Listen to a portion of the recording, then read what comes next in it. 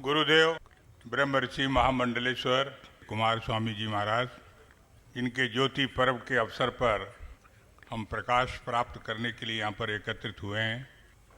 ऐसे कुमार स्वामी जी महाराज, सभी उपस्थित बहुत बड़ी संख्या में भक्तजन भाई और बहनों, मैं आज सच में भारत के दर्शन कर रहा हूँ। गवर्नर जब किसी कार्यक्रम में जाता है तो जिस कार्यक्रम में जाता है उस कार्यक्रम के आयोजक लोग गौरवान्वित अनुभव करते हैं, लेकिन आज उल्टा हो रहा है। आप सबके बीच में आकर और इतनी संत मंडली के बीच में आकर और इतने अच्छा मार्गदर्शन प्राप्त कर मैं खुद गौरवान्वित हो रहा हूँ। आप भारत के दर्शन अगर करना चाहते हैं तो कहाँ जाएंगे? आप संसद के अंदर भारत का दर्शन नहीं कर पाएंगे। विज्ञान भवन दिल्ली में अगर कोई बड़ा आयोजन होता है तो उसमें भारत के दर्शन नहीं कर पाएंगे। कोई औद्योगिक सम्मेलन होता है, कोई व्यापारिक सम्मेलन होता है, और भी अन्य प्रकार का कोई भी समागम अगर होता है तो उसमें भारत के दर्शन नहीं कर पाएंगे। लेकिन अगर आप कुंभ में जाएंगे, आप किसी तीर्थ और परम में जाएंगे जहाँ पर बहुत बड़ी संख्या में हमारे संत उपस्थित होंगे, सही अर्थों में भारत का दर्शन वहाँ होगा। ब्रह्मर्षि कुमार स्वामी जी का ज्योति पर्व है, लेकिन ज्योति पर्व तो एक निमित्त है। वो इस निमित्त के माध्यम से भी आपके कल्याण का दर्शन करते हैं।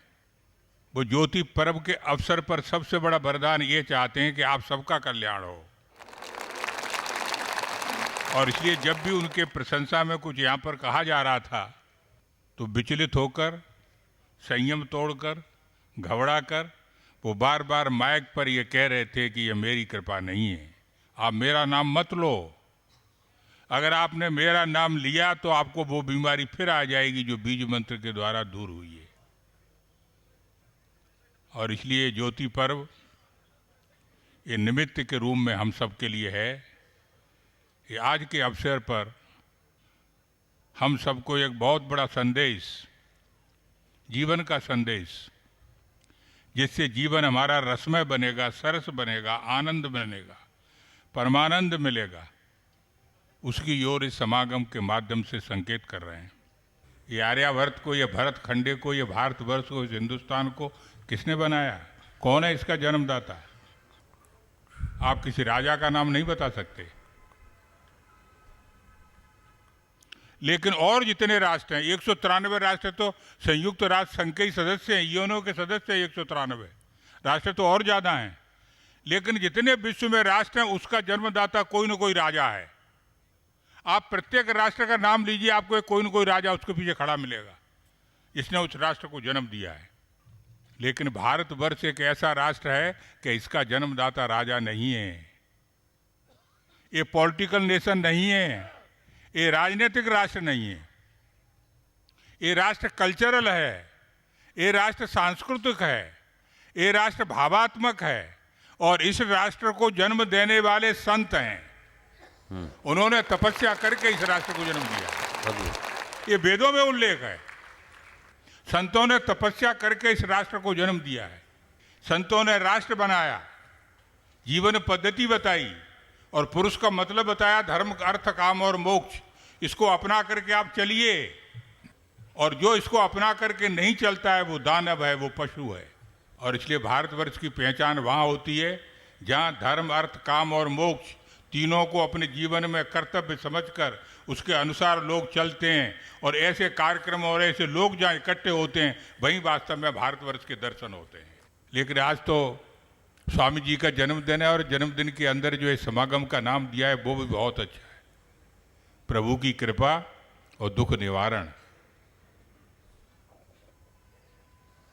प्रभु को समझे तो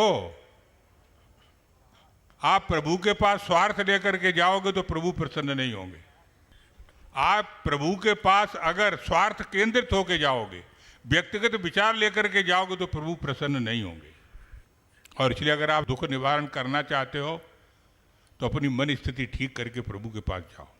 और मैं तो यहाँ पर सारी बातें सुन रहा था तो यही सोच रहा था कि ब्रह्म ऋषि कुमार स्वामी जी जब आपको बीज मंत्र देते हैं तो बीज मंत्र को जपते जपते आप अपनी इच्छाओं को नियंत्रित करते हैं, आप अपने स्वार्थ को भूलते हैं, आप अपना ध्यान केंद्रित उस मंत्र में करते हैं। और मंत्र एक उपकरण है भगवान के नज़दीक जाने का, और जब आप उस उपकरण के माध्यम से भगवान के नज़दीक पहुंचते हैं तो फिर आपके दुख का निवारण होता है। और इसलिए इस जीवन पद्धति को अपनाइए। ये जीवन पद्धति जितनी मात्रा में हम अपनाएंगे, बहुत बड़ी संख्या में इस तरह का वातावरण अगर देश में बनेगा तो निश्चित रूप से भारतवर्ष 21वीं शताब्दी में जो इसकी नीयत और भवितव्य है कि 21वीं शताब्दी में भारत जग सिरमौर होगा, वो दुनिया को पथ प्रदर्शन देगा, सब क्षेत्रों में आगे बढ़ेगा। ये अगर करना है तो हमें भगवान की कृपा चाहिए, और भगवान की कृपा करने के लिए हमको संतों की कृपा चाहिए। जब तक देश के अंदर संत हैं, इस देश का कुछ नहीं बिगाड़ सकते, और जब तक संतों का हमको मार्गदर्शन मिलता रहेगा तब तक हम कभी रास्ता भी भटक नहीं सकते। और इसलिए भारतवर्ष की पुरानी संस्कृति को हाथ में लेकर सब इकट्ठे होकर पूरी तरह से अगर आगे बढ़ते हैं, जिसका शंखनाद देश में नहीं विदेश में भी, हमारे स्वामी जी की तो अमेरिका में लोग स्वीकार करते हैं, 29 अप्रैल उनके नाम से मनाते हैं, सीनेट के लोग उनके सामने नतमस्तक होते हैं। तो ये जो हमारी संस्कृति, इससे विश्व में विजय का डंका बजेगा। इसको लेकर के हम आगे बढ़ें, और ऐसा करके हम अपने जीवन के अंदर कोई परिवर्तन करते हैं तो ब्रह्म ऋषि कुमार स्वामी जी के लिए सबसे बड़ी उनके जन्मदिन पर भेंट होगी। पुनः आप सबके सामने, चूँकि ऑर्गेनाइजिंग कमेटी ने मुझे बुलाया इसलिए मैं गौरवान्वित भी अनुभव करता हूँ, और आपके दर्शन प्राप्त करके मैं एक ऐसी एनर्जी प्राप्त कर रहा हूँ, ऐसी शक्ति प्राप्त कर रहा हूँ कि भविष्य में मैं भी इस देश के लिए, इस राष्ट्र के लिए, समाज के लिए कुछ कर सकूँ।